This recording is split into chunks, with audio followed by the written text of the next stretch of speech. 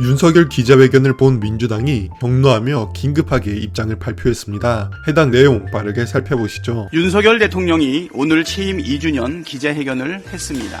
혹시나 하는 심정으로 지켜봤지만 결과는 역시나였습니다. 총선 결과에 대한 성찰은 전혀 찾아볼 수 없었습니다. 국민의 기대에 전혀 부응하지 못하는 몹시 실망스러운 회견이었습니다.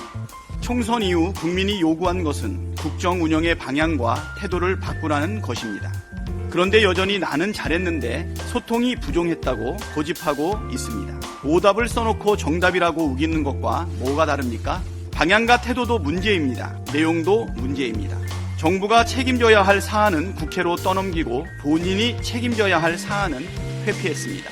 심지어 국민의 요구를 담은 민주당의 민생회복지원금 지급 요청과 최해병 특검법에 대해서는 제대로 된 언급조차 피하면서 사실상 거부 입장을 밝혔습니다.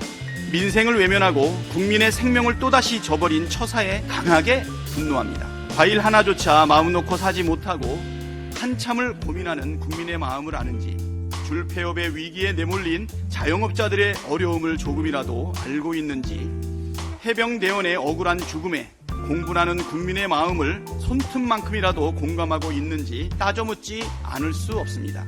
그동안 윤석열 대통령은 총선 결과에 대해 숙고하고 성찰할 충분한 시간이 있었습니다. 더불어민주당은 지난 영수회담에서 국민의 요구를 가감없이 전했습니다.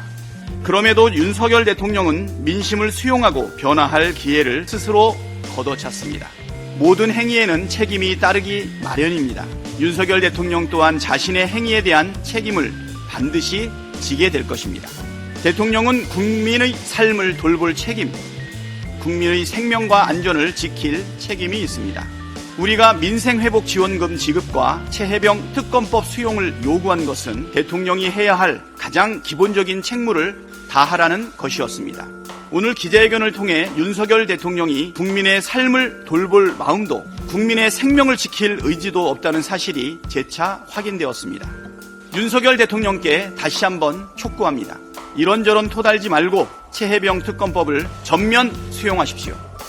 만일 최해병 특검법에 대해 거부권을 행사한다면 이후 발생할 모든 일에 대한 책임은 오롯이 대통령이 져야 할 일일 것입니다. 국민의힘 의원들께도 촉구합니다. 권력의 편이 아니라 국민의 편에 서십시오.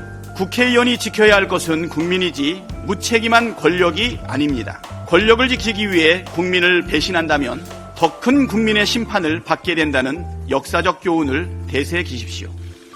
권력은 짧고 역사는 영원합니다. 우리의 경고를 가볍게 흘려듣지 마시기 바랍니다.